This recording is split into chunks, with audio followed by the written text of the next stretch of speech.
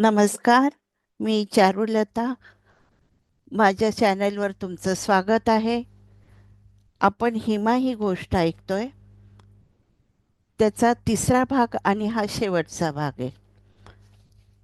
तुझ्या वडिलांचा आम्हाला एकही फोन नाही, तुलाही फोन नाही. असं झालं की तू त्यांना जड झाली.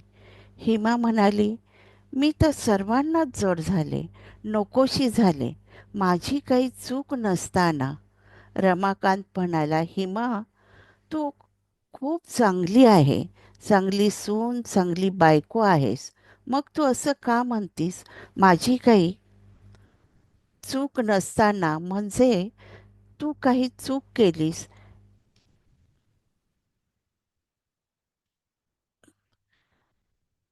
तुला वाटत नाही, पण इतरांना वाटते ती चूक आहे. असं का? जे काही असेल तर आपण त्यावर तोडगा काढू. हिमा म्हणाली, आई, हेमंतने तुम्हाला सर्व गोष्टीची कल्पना दिली असावी. तुम्ही जेवण करा, मग मी तुम्हाला सर्व काही सांगते. माझ्याही डोक्यावरचा भार कमी होईल. सगळेजण हॉलमध्ये बसले. हिमाने स्वयंपाकघरात आवराआवर केली व लाईट बंद करून हॉलमध्ये आली.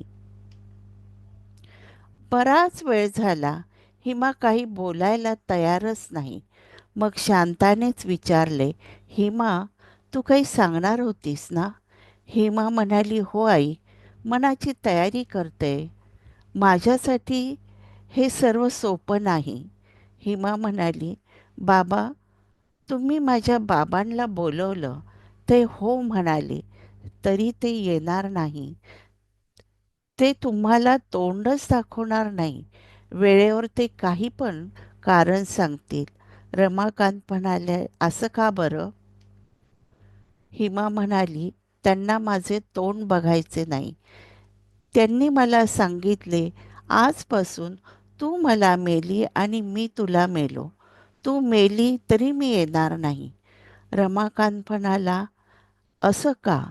हिमा म्हणाली, बाबा, मला 2 जोडे मुलं आहे. हे ऐकल्यावर यमुनाबाईंनी आ करून त्या आ वाचला गेला की तो त्यांना बंदच करता येईना. त्यांचा जबडा हेमंतने बंद केला.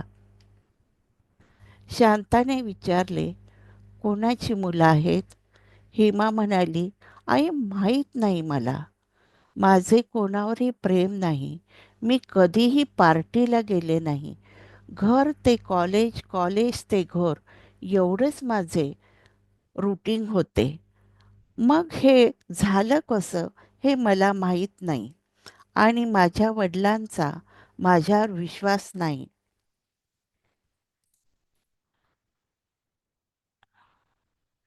म्हणून म्हणते, बाबा, माझी काही चूक नसताना मला सर्वजण दोष देता. रमाकांत म्हणाला, हिमा, तू कधी पिकनिकला गेली होती? हिमा म्हणाली, बाबा, कधी पिकनिकला नाही गेले, पण कॉलेजने आम्हाला अभ्यासाकरता झाडांच्या माहितीसाठी जंगलात नेलं होतं. तिथे आम्ही 3 दिवस होतो, पण आम्ही 10 मुलीच होतो. आमचं कॉलेज फक्त मुलींचं आहे. हेमंत म्हणाला, मी सुद्धा होतो त्या जंगलात. तुमचा कॅम्प नाशिकहून आला होता व आमचा पुण्याहून आला होता.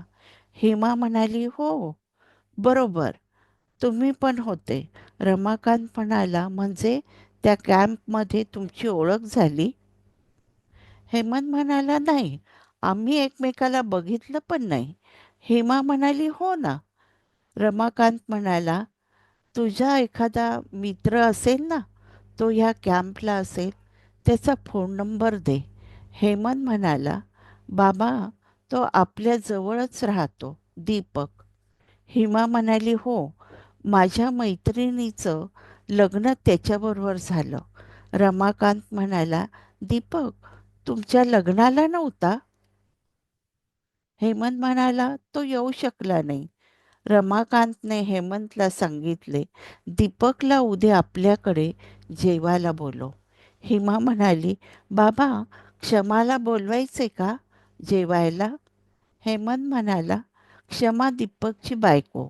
ती हिमाच्या कॅम्पमध्ये होती. दोघी मैत्रिणी आहेत. रमाकांत म्हणाला, चालेल ना, तिला पण बोलूया. दुसऱ्या दिवशी दीपक व क्षमा दोघेही जेवायला आले. रमाकांत, हेमंत, शांता, यमुनाबाई सगळे गप्पा करत होते. त्याच वेळेस हिमा लिंबाचे सरबत घेऊन आली. तिला बघताच दीपकची ततपप्प झाली. क्षमा तर भीतीनेच सर्व अंग कापायला लागले. हिमाने क्षमाच्या हातात सरबताचा ग्लास दिला, पण तोही तिला धरता आला नाही. हिमाने ग्लास टिपायावर ठेवत क्षमाला विचारले, अगं काय झाले? तुला बरं वाटत नाही का? क्षमा म्हणाली, मी ठीक आहे. तिने दीपककडे बघितले. दीपक तिच्याचकडे बघत होता. परत सगळे गप्पा मारायला लागले. पण रमाकांतच्या लक्षात आले, दीपक व क्षमा बोलतात तर आहे, पण दोघंही खूप अस्वस्थ आहेत. सगळे जेवायला बसले. शांता व हिमा आग्रह करून त्यांना जेवायला वाढत होत्या. दीपक आणि क्षमाला जेवण खूप आवडलं. जेवण झाल्यावर सगळे हॉलमध्ये बसले. कॉलेजच्या जुन्या आठवणी निघाल्या. रमाकांतने दीपकला विचारले, तुमचा कॉलेजचा कॅम्प गेला होता ना 3 दिवसाचा? त्याच वेळेस ह्या मुलींचाही कॅम्प आला होता. मग क्षमाची आणि तुझी भेट तेथेच झाली का? दीपक म्हणाला, हो अंकल, आमची तेथेच भेट झाली आणि आमचा कॅम्प 3 नाही 4 दिवसाचा होता. हेमंत म्हणाला, अरे दीपक, आपला कॅम्प 3 दिवसाचा होता. हिमा पण म्हणाली, हो, 3 दिवसाचा कॅम्प होता. दीपकने क्षमाकडे बघितले व दोघांनी खाली मान घातल्या. त्यांचे चेहरे अपराधी झाले. रमाकांतच्या नजरेतून हे सुटले नाही. त्याच्या मनात आले, कुठेतरी पाणी मुरताय. रमाकांतने विचारले, नक्की काय? कॅम्प 3 दिवसाचा होता की 4? हेम हिमा हेमंत म्हणाले, बाबा 3 दिवसाचा होता. दीपकने क्षमाकडे बघितले. नजरेने तो विचारत होता, काय करू? क्षमा दीपककडे बघून म्हणाली, दीपक, तू सर्व अंकलला सांगतो की मी सांगू? दीपक म्हणाला, अंकल, ह्या दोघांच्या जीवनातून कॅम्पमधला सोमवार पुसला गेलाय. रमाकांत म्हणाला, म्हणजे? दीपक म्हणाला, अंकल, आम्ही जेव्हा त्या जंगलात गेलो तिथे एक साधू आम्हाला भेटला. त्या साधूला बऱ्याच विद्या अवगत होत्या. त्याचे त्याने प्रयोगही करून दाखवले. आकाशात उडणारे पक्षी आकाशात स्थिर झाले, आकाशात ढग जमा केले व पाऊस पाडला. असे बरेच प्रयोग त्यांनी केले.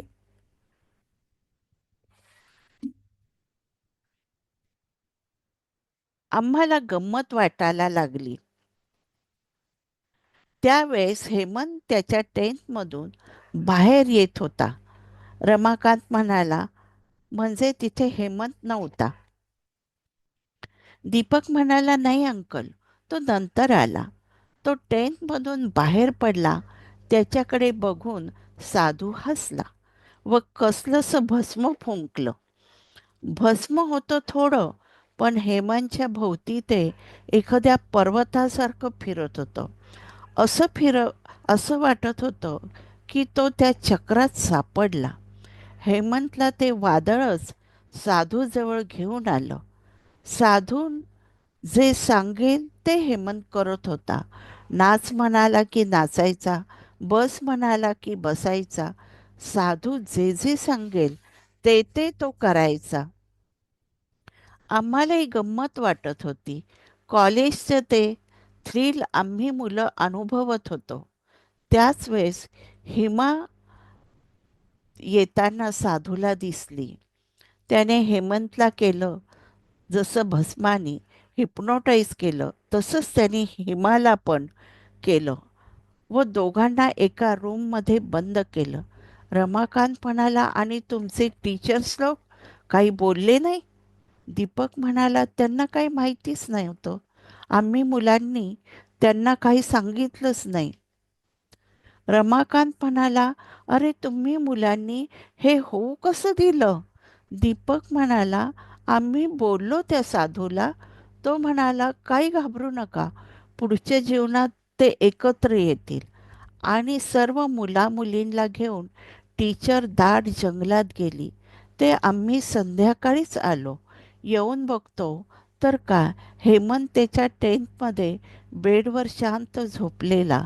क्षमा म्हणाली, हेमा तिच्या टेंटमध्ये बेडवर शांत झोपलेली. त्या दोघांना बघून आमच्या जीवात जीव आला. आमचे टीचर काय आम्हाला शिकवत होते तेही समजलं नव्हतं. सगळं लक्ष या दोघांकडेच लागलं होतं. रमाकांत म्हणाला, एवढं सगळं झालं, तुम्हा मुलांना असं नाही वाटलं आम्हाला सांगावं? हेमंत म्हणाला, मला तर हे काहीच माहीत नाही. हेमा म्हणाली, मला मला पण माहीत नाही. मी तर ऐकून शॉकच झाले.